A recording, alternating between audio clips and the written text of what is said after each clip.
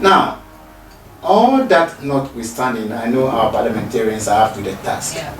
They will actually do due diligence, deliberate, brainstorm, and actually come out with a final verdict, something that can appeal to the senses of all Ghanaians, and they will have. To think of it again, and I want to say that, you see, if it's because of COVID and it being a reason and etc., I want to say that COVID did not only affect the economy, Okay. or the economy of the state, Okay. it affected the economy of every individual. People lost their jobs. Not too long before that, people lost jobs as bank workers. Yeah. And this one came to, top up. And there were social and psychological issues that came with COVID. Families were divided. People were strained. Relationships were strained. Yeah. All these things, people are still trying to recover, get restoration, and etc. It is not the right time to sort of worsen their plight by bringing anything or any policy that could shake them. You can agree with me that before the revision of the budget, a lot of concerns were raised by ordinary Ghanaians. Yes. And they were speaking to issues, Yes. not to try to delve into politics or politicization of it. But these were real issues that were facing people. I can tell you for fact that even those who are working, by the time your pay comes, maybe it's even finished, or just something to start the month, it does not take you far into the month. Then the little you are getting, now that, taxed on. again, and now that people are buying into the digitalization, and we are going mobile, etc., I think it's the right time to encourage it. And if I had the government, I will have encouraged one thing. First, to make these digital systems and the application and digitalization more accessible. Okay. Secondly, I will have made it more affordable. And thirdly, I will have made it more applicable. It looks like the application up to a point, if they don't actually work hard to curtail this thing, the application, most of the people will not like it. But how will I get small money on meter and trying to manage? Then I'll put it on mobile so that you'll be taxing me.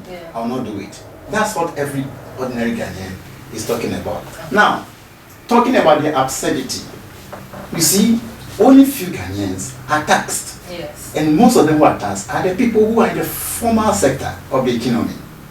But we have many people in the informal sector that could have been the target of government and GRA, so that they could use that to broaden the tax net.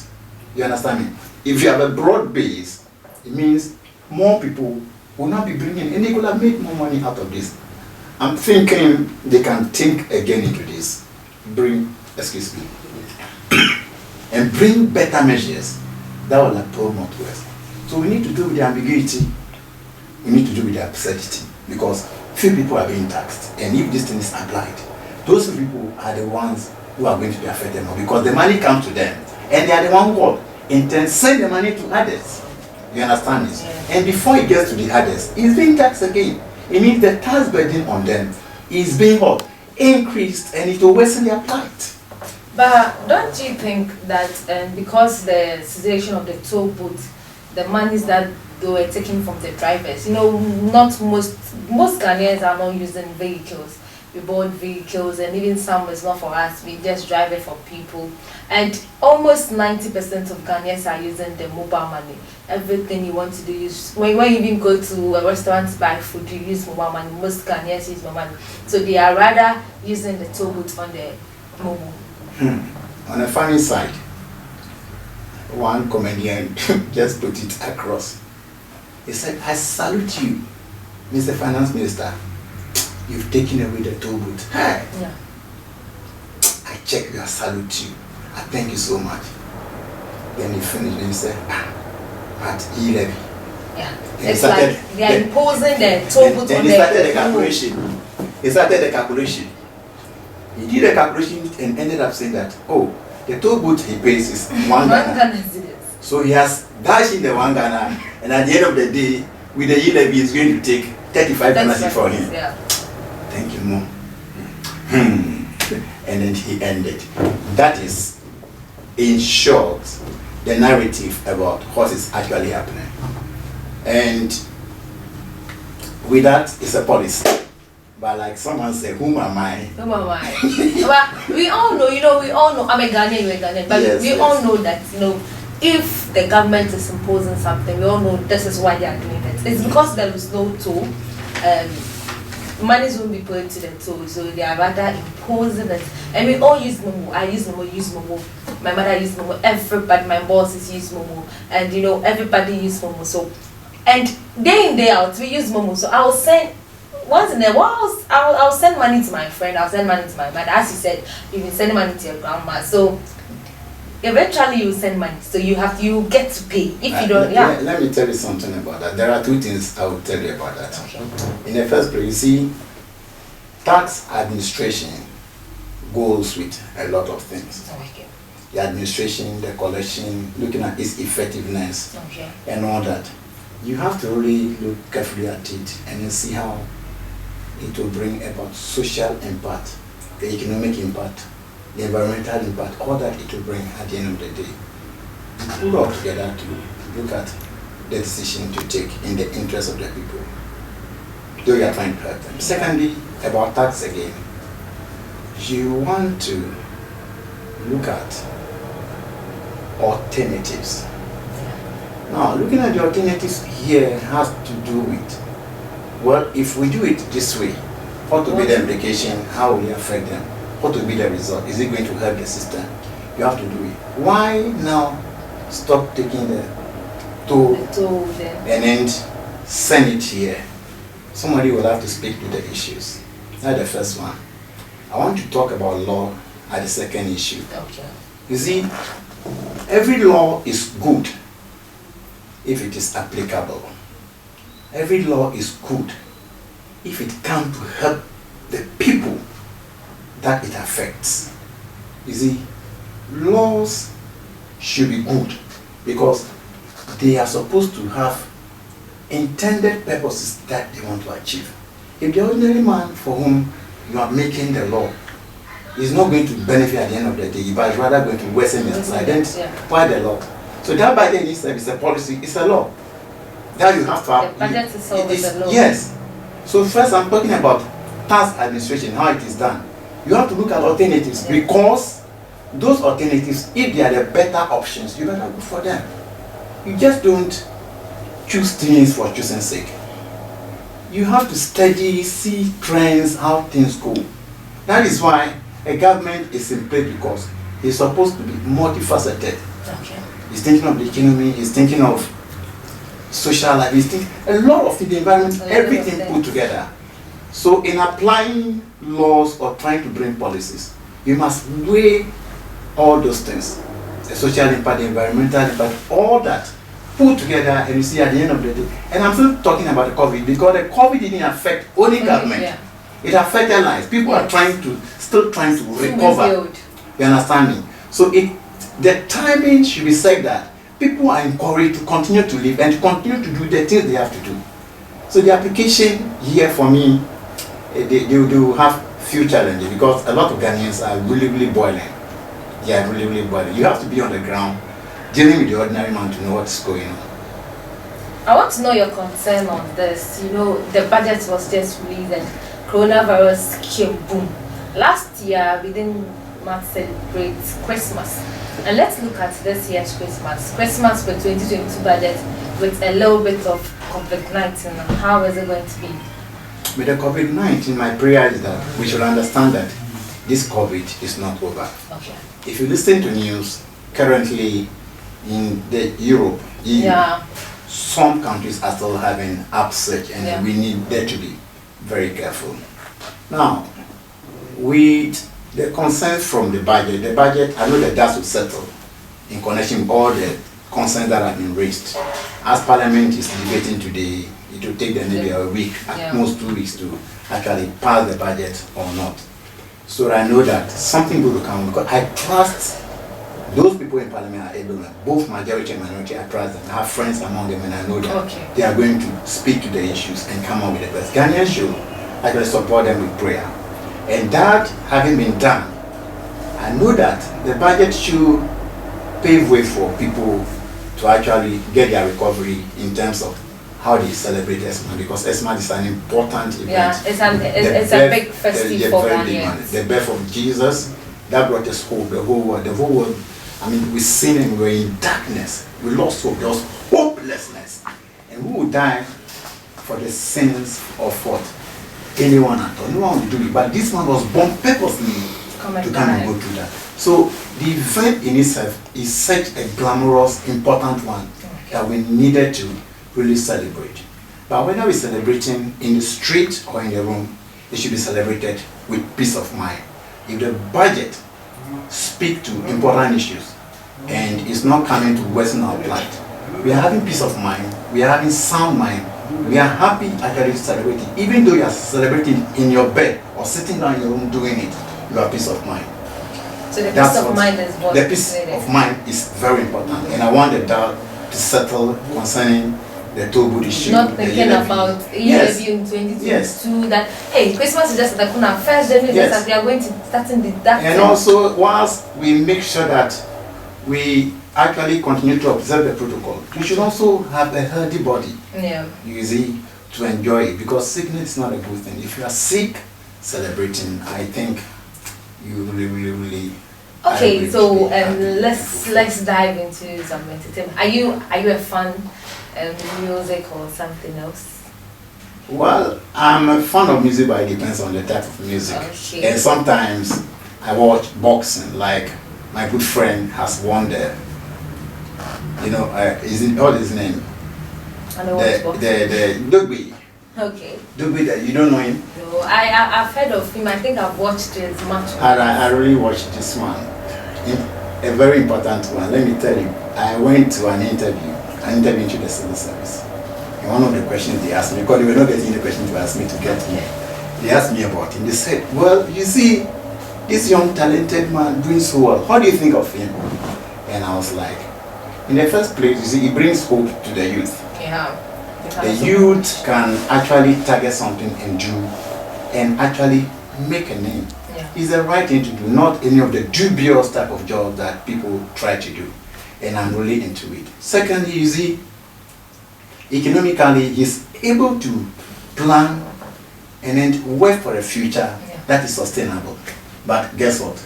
The best of all that I'm learning from that boy is that, he was a student in the university. Yes. You know that? Yes. Yeah. I've watched this. He was a student, and he did not allow this boxing career to carry him away from the school. You realize anytime he's going to fight, they interview him. Yes. If he cannot speak good English, how is he a good material? And then somebody who can bring more influence in that sense. You understand me? Yes. So he understood his mission, and therefore averted himself, applied himself to what? Pursuing that. But that didn't take him away from his education. Yes. Okay, you being a consultant, I want us to dive into the social matters a little bit. Recently we've been hearing people coming out with their marriages and them being divorced and spilling out and all sorts of things out there. What's your take on that? You've been a consultant. Well, many issues are the result of these breakups. Okay. Now, our lifestyle has changed in the first place. Lifestyle changing in the sense that the use of the mobile phone, how it's available to people are able to reach out, etc., make people open up to information and access to science, access to a lot of things.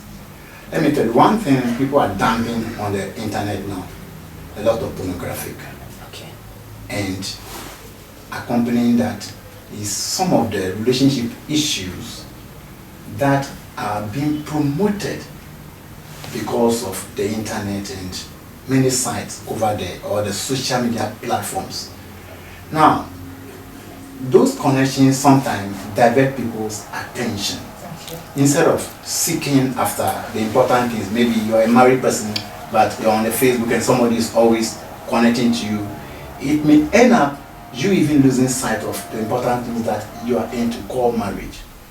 And I also know the same platforms that also promote people are here and they meet somebody they never met before in America, they will get married at the end of the day.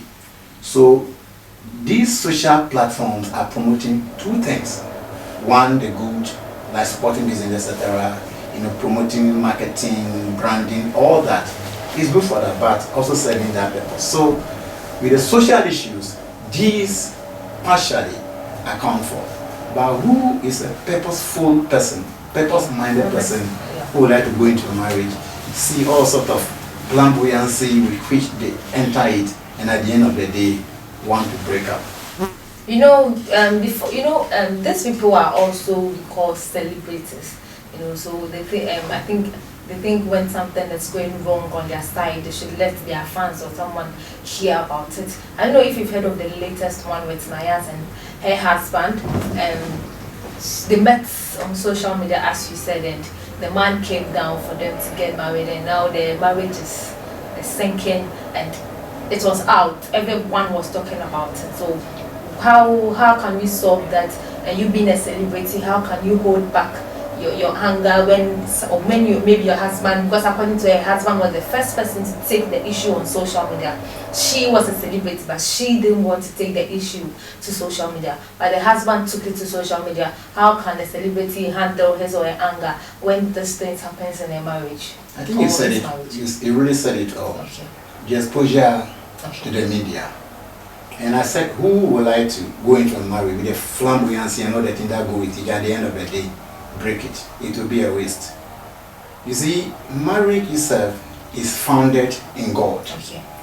You should first start it in God, continue in God, okay, and partner God in trying to even sort out or solve your problems.